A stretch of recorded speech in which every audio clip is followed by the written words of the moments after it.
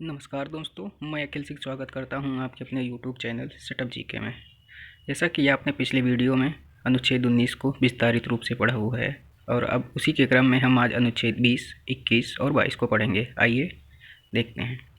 अनुच्छेद 20, इसमें अपराध को दोष सिद्धि के संबंध में संरक्षण का प्रावधान है। इसमें 3 बातें कही गई हैं। आइए देखते हैं। अपराध करते समय लागू कानून के अतिरिक्त अन्य किसी कानून के से व्यक्ति को सज़ा नहीं दी जाएगी, अर्थात उस समय जो कानून लागू रहेगा उसी कानून के तहत जो है सज़ा मिल जाएगी, अर्थात यह कार्योत्तर विधियों के संरक्षण प्रदान करता है। दूसरा है, एक ही अपराध के लिए किसी व्यक्ति को दोहरा दंड नहीं दिया जाएगा, अर्थात आपको एक अपराध के लिए एक ही सज़ा दी जाएगी, लेकिन यदि अपराध की प्रवृत्ति अगर भिन्न भिन्न है तो व्यक्ति को दोहरा दंड दिया जाएगा, अर्थात यह दोहरे दंड का निषेध करता है। यह जो है अमेरिका से लिया गया है। अनुच्छेद 20 का तीसरा प्रावधान जो है वो कहता है किसी व्यक्ति को अपने विरुद्ध गवाही या साक्ष्य होने के लिए बाध्य नहीं किया जाए, अर्थात आपको बार कोशिश ये नहीं कहा जा सकता कि आप जो है इस जो आप घटना किए हैं वो आप ही किए हैं, इसके लिए आपको जो है नहीं कहा जाएगा कि आप अपने ही विरुद्ध गवाही दीजिए। यह जो है आत्म अभिशंसन का अधिकार देता है। अब अनुच्छेद 21 में देखते हैं। अनुच्छेद 21 भारत राज्य क्षेत्र में राज्य किसी क्षेत्र को उसके प्राण एवं दैहिक स्वतंत्रता से विधि द्वारा संस्थापित प्रक्रिया से ही वंचित करेगा, अन्यथा नहीं।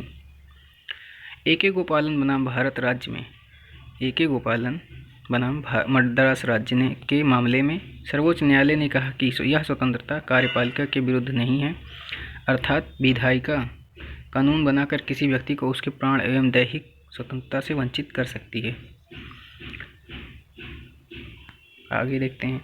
मेनका गांधी बनाम भारत संघ जो 1978 में हुआ था, उसके मामले में सर्वोच्च न्यायालय ने विदेश भ्रमण की स्वतंत्रता को दैहिक स्वतंत्रता में निहित मौलिक अधिकार मानते हुए नैसर्गिक न्याय के सिद्धांत को बढ़ावा दिया। उसके अनुसार जो कानून रिजु युक्त और न्याय सम्मत नहीं है वह अनुच्छेद 21 के विरुद्ध है। सर्वोच्च न्यायालय ने कहा कि जो स्वतंत्रता अनुच्छेद 19 में नहीं है वह दैविक स्वतंत्रता में निहित है, अर्थात जो 19 में नहीं दिया हुआ है वो जो है दैविक स्वतंत्रता में निहित है। उसने प्राण शब्द की जो है व्याख्या करते हुए कहा कि इसका अर्थ भौतिक अस्तित्व या पशु अस्तित्व से नहीं है, बल्कि इसका अर्थ मानवीय और गरिमापूर्ण जीवन जीना है, और वे सभी बातें जो किसी व्यक्ति को ऐसा करने से रोकती हैं अनुच्छेद 21 के विरुद्ध होंगी। अनुच्छेद 21 में निहित मौलिक अधिकार। सर्वोच्च न्यायालय ने अब तक अनुच्छेद 21 में निहित कई मौलिक अधिकारों की घोषणा की है। आइए देखते हैं। अनुच्छेद 21 में पहला है कि मत देने का अधिकार है, सूचना पाने का अधिकार है, एकांतता का अधिकार है, आश्रय प्राप्त करने का अधिकार है, आपको चुप रहने का भी अधिकार है, जीविकोपार्जन का अधिकार है, पेंशन पाने का अधिकार है, समान कार्य के लिए समान वेतन का अधिकार है, स्वास्थ्य का अधिकार है, स्वच्छ जल पाने का अधिकार है, पर्यावरण में के प्रदूषण से रक्षा का अधिकार है, प्राथमिक शिक्षा का अधिकार है। उपर्युक्त मौलिक अधिकार न्यायालय द्वारा घोषित हैं। इसका दावा तब तक नहीं कर सकते जब तक ये हमें संवैधानिक अधिकार के रूप में नहीं मिलते हैं, वैसे इन्हें हम वैधानिक अधिकार की संज्ञा दे सकते हैं। 46वें संविधान संशोधन अधिनियम 2001 के द्वारा प्राथमिक शिक्षा पाने का अधिकार को मौलिक अधिकार बनाया गया है। अनुच्छेद 21 का राज्य जो है 6 से 14 वर्ष की आयु के बच्चों को निःशुल्क शिक्षा प्रदान करेगा। 86वें संविधान संशोधन अधिनियम 2000 द्वारा संविधान के मूल कर्तव्यों के अध्याय में एक अन्य खंड जोड़ा गया, क्योंकि एक नवीन अनुच्छेद 21 का जोड़कर 6 से 14 वर्ष की आयु के बालकों के लिए जो है शिक्षा को मूल अधिकार बना दिया गया है। 6 वर्ष की आयु से 14 वर्ष की आयु के बालकों को माता पिता के प्रतिपाल्य के संरक्षकों का यह कर्तव्य होगा कि वह उन्हें शिक्षा प्रदान करने का अवसर करें। वस्तुतः संविधान में उल्लेखित मूल कर्तव्य परिवर्तनीय नहीं है। मौलिक अधिकारों के संबंध में अनेक बंधों के माध्यम से इसके हनन होने की संरक्षण की व्यवस्था की गई है, लेकिन मूल कर्तव्यों का पालन न करने पर किसी दंड की आवश्यक व्यवस्था जो है नहीं की गई है। यद्यपि अनुच्छेद 54 का राज्य पर अभियुक्त रूप से कोई मूल कर्तव्य आरोपित नहीं करता है, तथा भारत के सभी नागरिकों का यह कर्तव्य राज्य का सामूहिक कर्तव्य होता है। रणधीर सिंह बनाम भारत संघ के मामले में सर्वोच्च न्यायालय ने संविधान की प्रस्तावना में वर्णित समाजवाद को अनुच्छेद 14 से 16 के साथ मिलाकर पढ़ने पर सर्वोच्च न्यायालय के समान कर्ज के लिए समान वेतन, मतलब समान कार्य के लिए समान वेतन के सिद्धांत को मौलिक अधिकार घोषित किया था। अब अनुच्छेद पढ़ेंगे 22।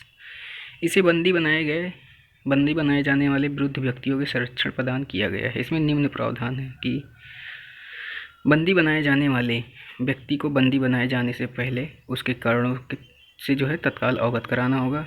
दूसरा प्रावधान है कि बंदी बनाए जाने वाले व्यक्ति 24 घंटे के अंदर निकटतम मजिस्ट्रेट के समक्ष उपस्थित करना होगा और बंदी बनाए जाने का कारण भी बताना होगा।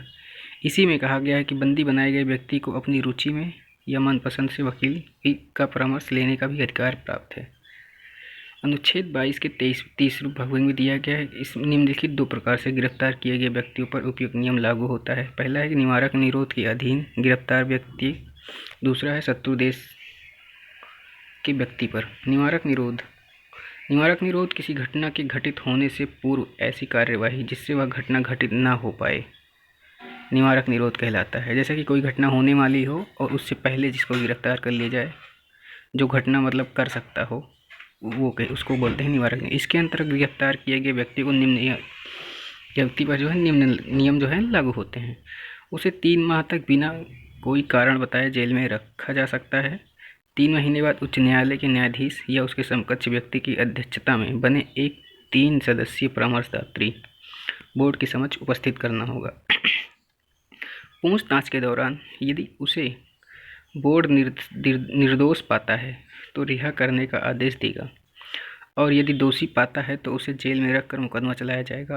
अब उस व्यक्ति को भी अपनी गिरफ्तारी के कारणों को जानने का अधिकार प्राप्त होगा और उसे बचाव के लिए न्यायालय में अभ्यावेदन करने का अधिकार होगा और अपने बचाव के लिए वकील से परामर्श भी ले सकता है। इस प्रकार हम अनुच्छेद 20, 21 और 22 को पढ़ चुके हैं और इसके आगे 23, 24 अब 21 और 22 पढ़ चुके हैं और सॉरी वो थोड़ा सा दिक्कत हो गई थी। तो अब इसके आगे 23 और 24 को पढ़ने के लिए बने रहिए। जब तक के लिए धन्यवाद।